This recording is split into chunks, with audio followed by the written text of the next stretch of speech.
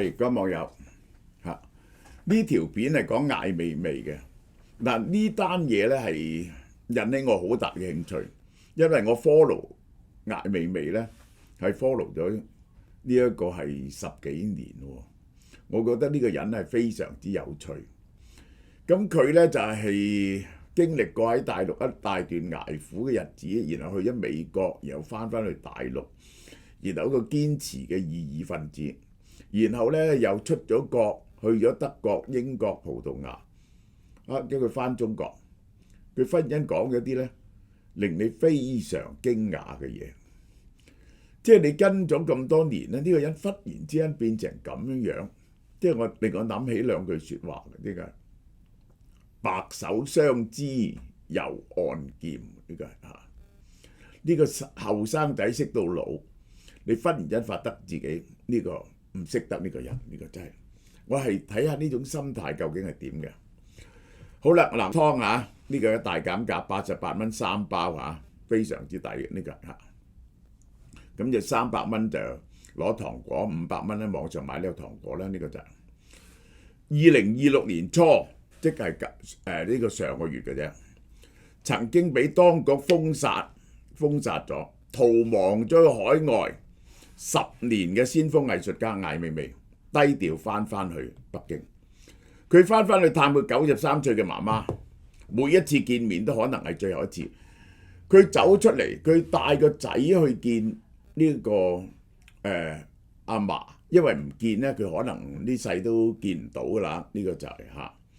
咁就係佢人哋問佢有冇掛念佢個媽媽咧，佢話佢冇喎。佢話中國人係唔會表達感情喎，佢唔係掛念，但係就係佢係佢嘅親人，即係咁樣。然後佢強調佢嘅中國護照，佢嘅護照咧就係佢身體嘅一部分，好似胎記。呢個好得意，即係呢個胎記咧就係你要好大痛苦先至可以整甩嘅嘢。即係我哋屋企人姓蕭嘅就有呢個朱砂胎記嚇，非常特別嘅。好多人啲胎記係黑色嘅，好難睇。我哋嗰啲係朱砂嘅，呢個係嚇。呢個係刻咗喺佢嘅基因入邊嘅。佢堅決認為自己係中國人。嗱，呢點明白啦。其實講護照就即係咁解。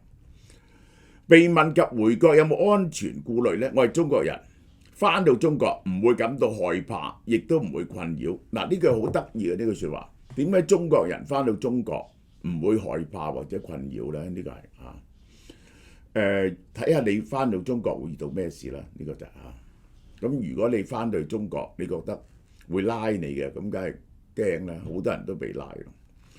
我唔認為呢個係好危險。咁呢個同國安講好咗，呢個明白嘅，呢個就係嚇。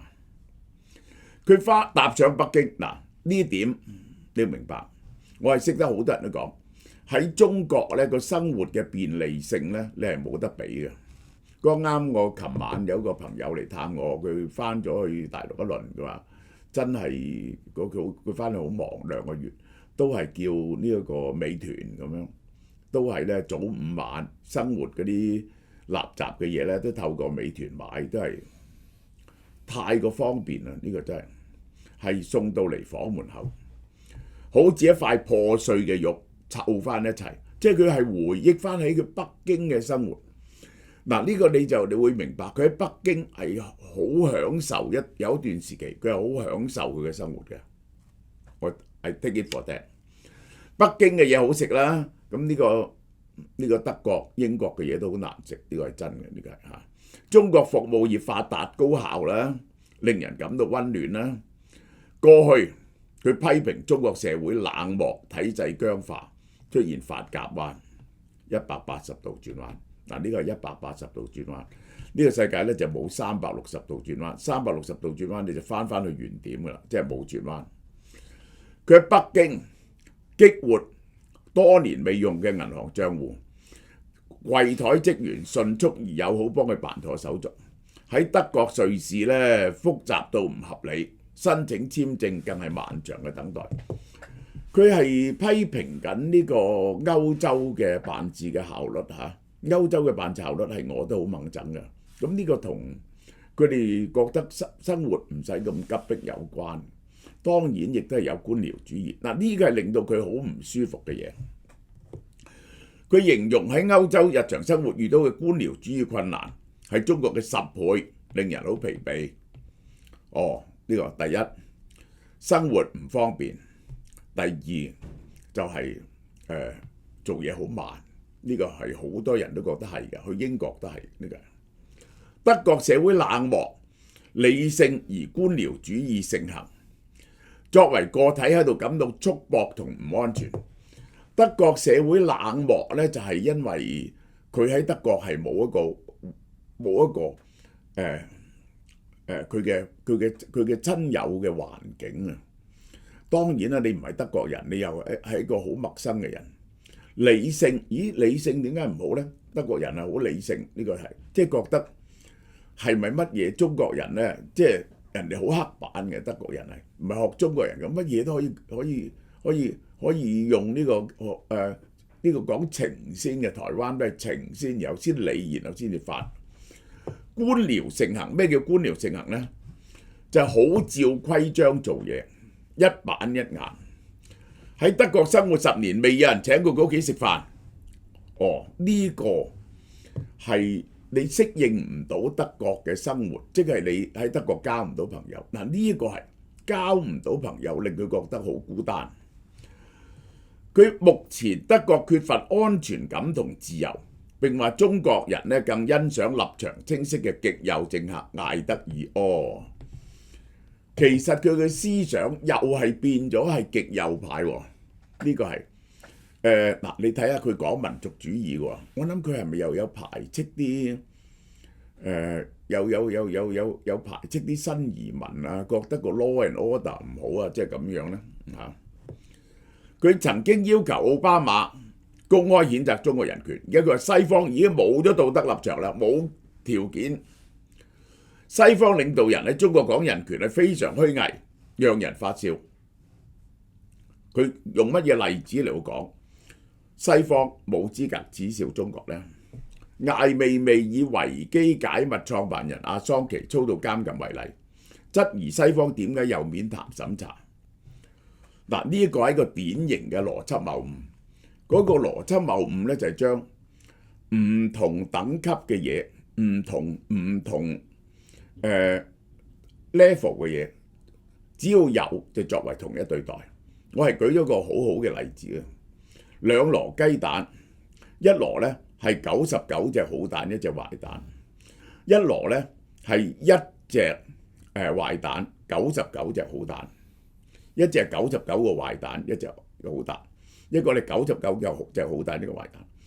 你就話：喂，嗰兩籃都係有好蛋有壞蛋啫，一樣。It is not the same。阿桑奇啊，係因為泄漏國家機密而坐監。我問你，西方有幾多個人因為思想而坐監？你諗到出嚟嘅咧？因為講唔同嘅言論而坐監，你就揾到個阿桑奇出嚟，你就揾到阿桑奇出嚟。啊，阿桑奇不但只係泄漏國家機密，即係佢係即係將盜竊出嚟嘅國家機密係刊登出嚟，而且咧佢仲做咗乜嘢咧？佢仲係其實係勾結俄羅斯，專係幫俄羅斯情報局呢個放料去打擊希拉里選舉。呢個就係即係我要咁講，西方有審查，個審查嘅 level 嘅唔同係完全係兩件事嚟嘅。中國係即係我舉個例啦，呢個我舉個好簡單嘅例子你就得啦。你喺美國可以嗌打倒 Donald Trump， 你喺中國可唔可以嗌打倒習近平啊？完全係兩件事啊，係咪？中國係幾多人每日點樣控制你嘅言論自由啊？同西方點樣控制你嘅言論自由？佢向華爾街斷言，中國永遠唔會成為民主社會，因為中國人唔相信民主。應該咧有冇民主社會嘅好範例。西方咧好多問題，中國人專注於改善生活，擺脫歷史屈辱。原來心底係一個大中華膠，喺尊嚴問題上絕不妥協。哦，原來佢嘅歷史認識就係如此，佢係一個大中華膠。艾未未認為中國發生好多積極嘅事啊，讚中國財富同民生，中國處於最佳狀況。哦，佢錯啦，中國嘅巔峰喺2012年啊，胡錦濤嗰陣時，中國係好還 OK 嘅。中國審查制度保障政府嘅合法性，嗰個中國嘅審查制度係無所不在，喺網上呢個係任何地方，亦都限制嘅光芒。但係咧喺呢度環境生活咧並唔排斥，佢可以喺呢度生活。至於問佢係咪會回國居住，佢話言論自由好似藝術家嘅新鮮空氣。只要冇人將我關入監獄，我就可以待在任何地方。好啦，嗱呢個就係你喺中國坐咗幾多次監呢？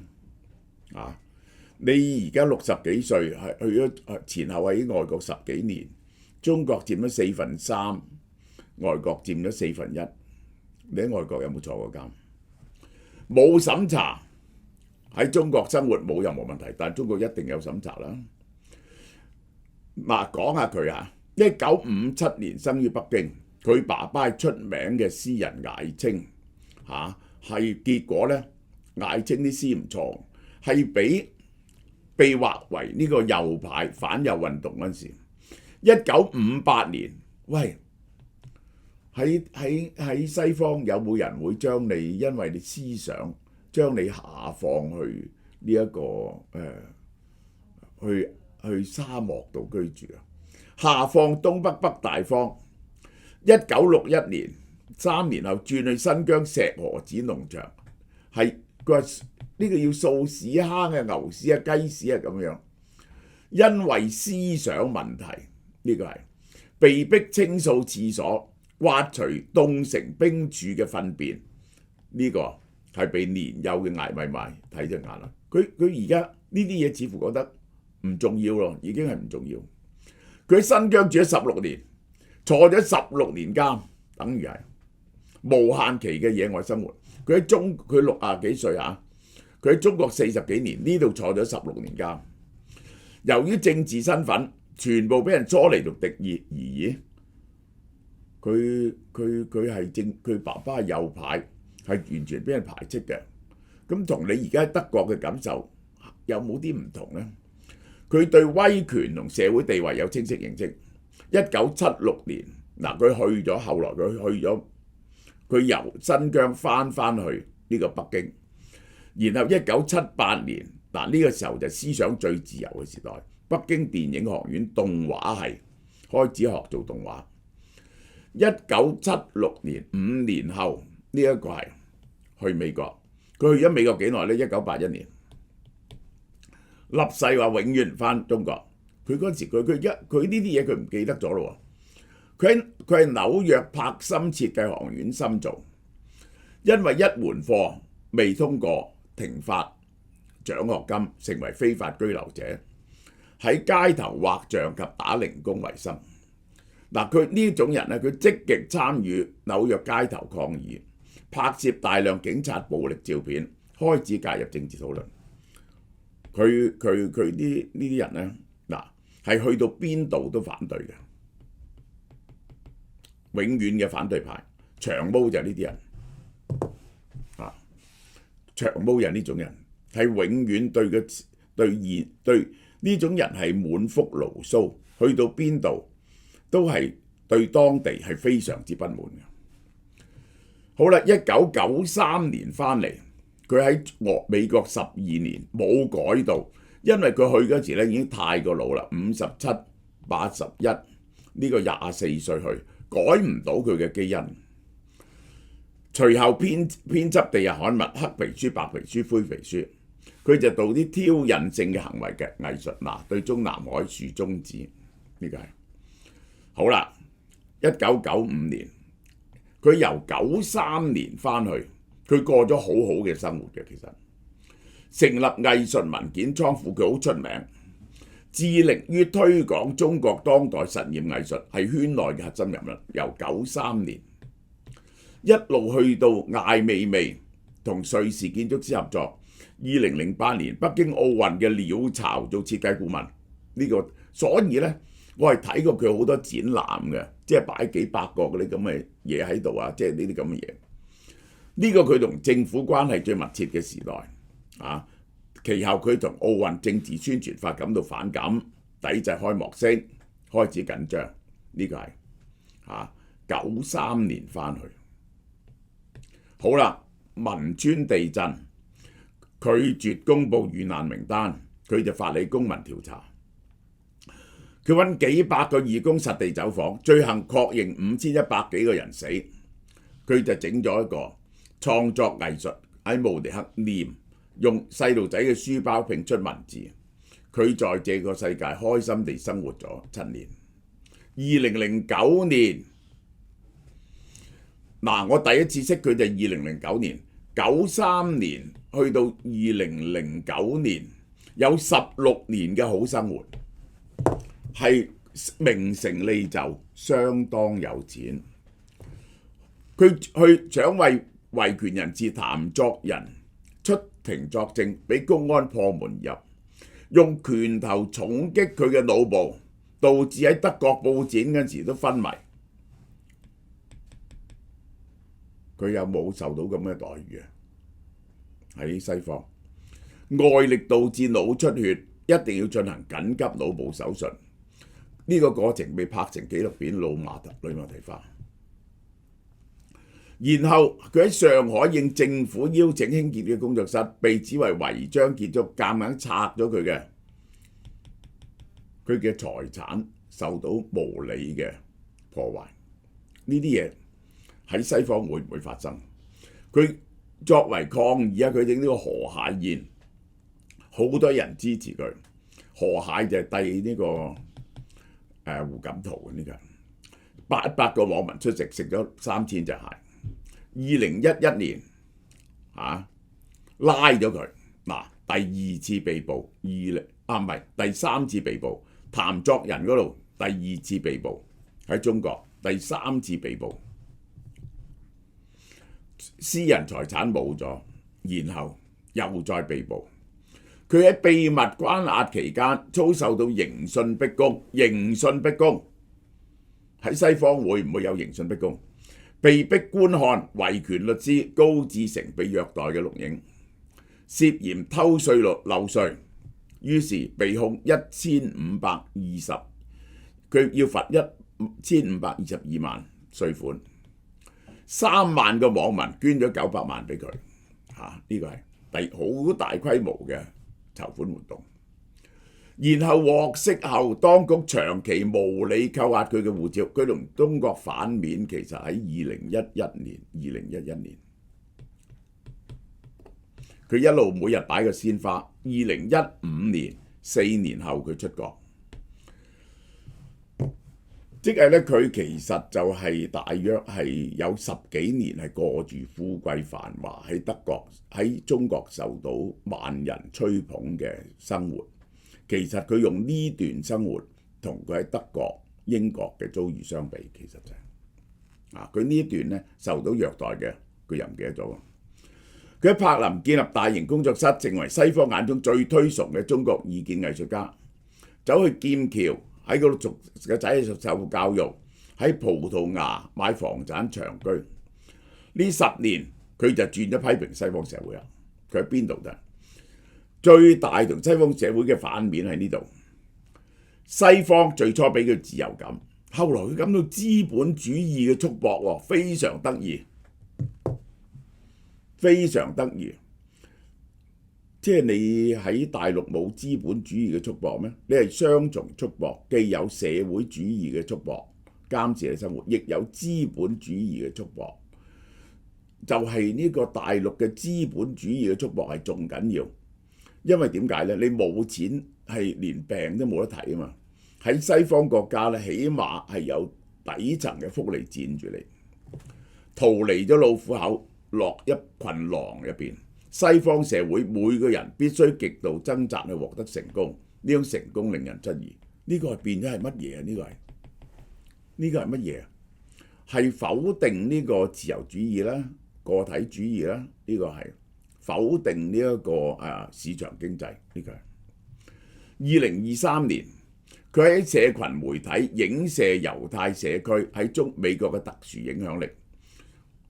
涉及反猶，一涉及反猶呢係一樣特殊嘅嘢，即係呢，你如果講西方對言論自由嘅一個好重大嘅限制喺歐洲，就係反猶，因為呢，就係歐洲對猶太人第二次世界大戰殺咗600萬猶太人呢，係好大嘅內疚，為咗矯枉過正呢，德國人嘅內省就唔準人講話冇呢個 Holocaust， 即係冇呢個大屠殺，唔可以反猶，唔可以講話納粹德國係好嘅。呢啲言論自由係冇嘅，係一種，如果西方最冇言論自由嘅咧，就係呢啲喺歐洲。佢結果喺倫敦、紐約、巴黎、柏林嘅展覽無一幸免。佢深深感覺到呢個同樣存在審查，即係點講呢？西方社會對於呢一個係西方，你要明白呢個同公權力唔同。西方社會係對呢啲嘢咧好敏感。如果你做呢啲嘢咧，人哋有權唔同你做展覽，但係冇人能夠阻止你。你租一笪好窮嘅地方自己展覽，你咧係唔會有事嘅。調翻轉頭咧，你喺中國咧，你自己租笪地方，根本咧你一開咧就會俾公安剝濕咗你啦。呢場經歷似乎摧毀咗佢對西方言論自由嘅最後信任。唔準佢擺，呢個就係被問及對台灣嘅睇法，佢主張台灣係中國嘅一部分。我唔認為台灣有幾多自由，佢係西方建制派嘅一個小傀儡。我問下你喺台灣有冇自由？即係我自己喺台灣梗係好自由啦。呢個係咪？呢個係冇自由因為西方建制派嘅傀儡。呢個咧已經係將成個敘事咧就係擺咗落去點講啊？呢個覺得資本主義其實咧係冇言論自由嘅，西方建制派咧係呢個帝國主義嗰種範圍。呢個言論傷害咗支持佢嘅台灣同香港民主支持者。佢喺德國媒體刊文列出幾十條對德國嘅批評，指控德國係威權國家。佢唔知咩叫威權國家，佢真係唔識得咩叫威權國家。佢認為西方媒體同樣無法接受主流意見。舉例，某德媒拒絕刊登佢嘅文章。呢個又係完全唔明白言論自由。人哋可唔可以接受呢個主流意見？一定咧係有啲 minority view。西方嘅言論自由係點樣體現嘅呢？就係佢有好多嘅媒體，每種媒體都有佢嘅自由。人哋一個媒體唔登你呢，係佢嘅編輯自由權。我有冇權寫篇文逼呢個《華爾街日報》同我登啊？人哋可以認為你嘅水準唔夠噶嘛？但有冇人可以阻止你自己去登呢篇文出嚟呢？喺 Facebook 或者呢個互聯網上邊，冇人會可以咁做噶嘛？你見到美國社會同西方社會係乜嘢觀點都有噶嘛？呢個喺中國係冇噶嘛？西方對中國極其無知，用固定嘅詞彙，冇辦法捕捉中國嘅真實面貌，講呢啲係冇意思嘅。冇意思點解呢？中國亦都係對西方係更加無知，係咪？佢接受《泰晤士報》訪問，而家你哋已經過咗巔峰，享受下滑啩？佢堅信東升西降，所以要翻去中國。中國強大係因為人們努力工作，而西方變咗弱勢嘅一方，冇辦法同中國競爭。即係咧，呢個中國人好勤儉工作，就係儒家文化嘅好處。但而家第二個壞處你咪睇到咯，就嚟絕種啦嘛！啲人係200年後西方或者上升，而家處於衰落嘅週期。佢唔中意西方嗰種懶散呢個 life work 嘅 balance。喺華爾街日報要求評論中國領導人，佢唔敢講。嗱，呢個好明顯。佢話唔識對方，佢梗係唔識對方啦。我冇見佢犯下乜嘢明顯嘅錯誤。哦，原來習近平冇犯到明顯嘅錯誤。咁佢都係真係好雙標喎，好 double standard。喺新疆嘅嘢佢都完全睇唔到喎。佢主張通常評論個人係觀察體系點樣運作，個人即係體系嘅代表。咁大陸嘅體系好好係咪？黃志安認為艾妹妹回國係因為佢親身經歷過對西方嘅失望。艾未未嘅回歸有象徵意義，西方作為民主燈塔嘅熄滅，呢個反映部分中國知識分子流亡多年，對西方自由主義嘅集體迷茫。呢個包括黃志安都唔真係明白，艾未未到最後佢就係唔明白普世價值，唔明白普世價值啊！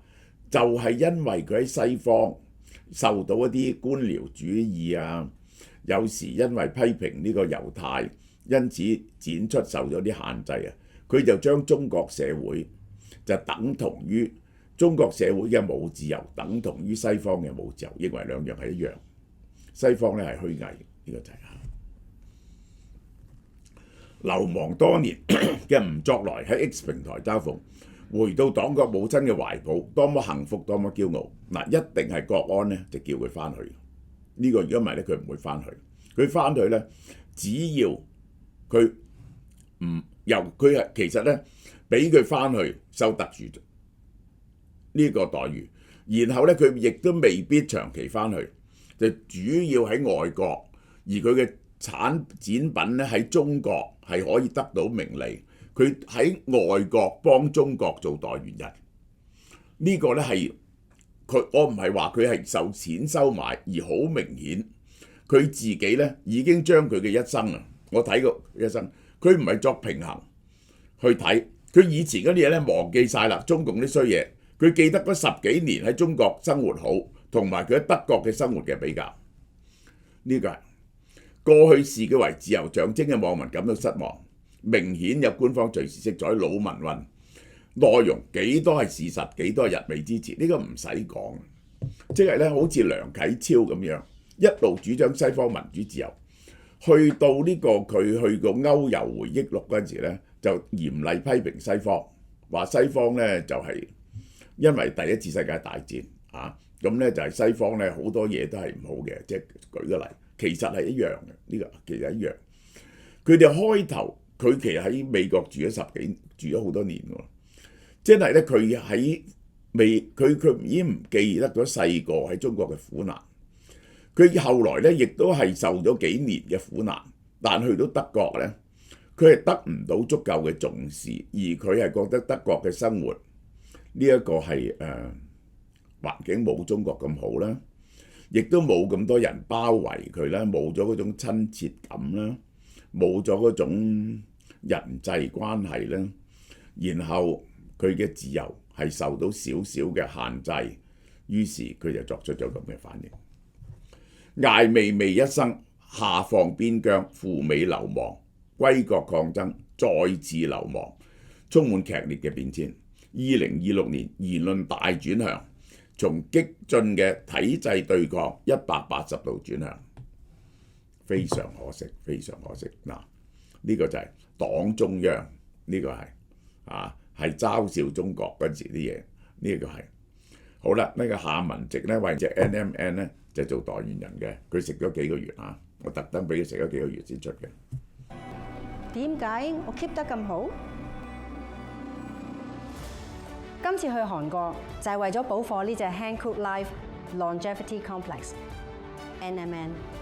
韓國萃取技術結合5大逆齡成分，每日2粒 NAD+ 激增，仲有百利蘆醇、亞精胺同 TMG 抗氧化，同時修復細胞，為身體打造長期健康基礎。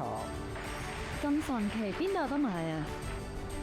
香港似貓貓網上店同實體店都有售㗎。想同我一樣青春常駐？快啲行動啦！嗱，佢個呢個配方咧係天下無敵嘅，你唔信睇下有邊度有呢啲咁名貴嘅嘢 ，NMN、TMT、白藜蘆醇、亞精胺，係結合晒4種呢一個抗衰老嘅科學研究啊！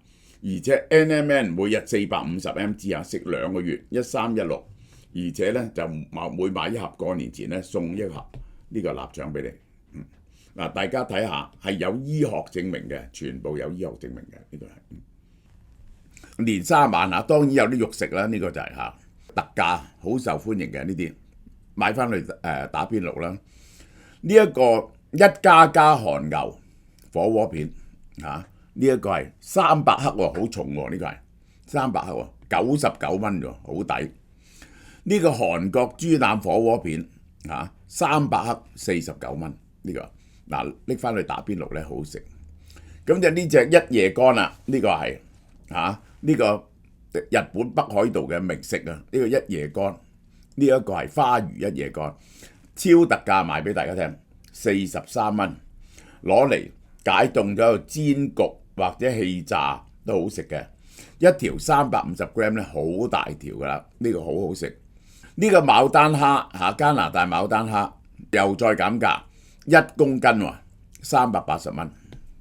呢一個仲有呢個就係1家韓牛火鍋片200克，牛柳嚟嘅呢個，一隻牛最名貴就牛柳噶啦，180蚊。呢一個韓牛肉眼扒呢個就係188蚊，即係食牛就要食韓牛咯，呢個就係仲有呢一個係開心果，每一張單可以買1磅開心果，38蚊。蜂膠牙膏即係我講啱最近睇嗰篇 research paper 咧，你真係買嗰啲 chemical 嘅牙膏咧冇用嘅，其實係冇用嘅，對你嘅牙係冇好處嘅。呢啲 organic 嘅咧對你嘅口腔敏感呢啲咧反而係好好嘅。呢用蜂膠咧，點解用蜂膠？蜂膠係天然殺菌嘅，佢喺嗰度培育啲 BB 啊嘛，佢哋嘅 BB 嘛，所以要殺菌噶嘛，呢個就係。好啦，聽晚直播美國。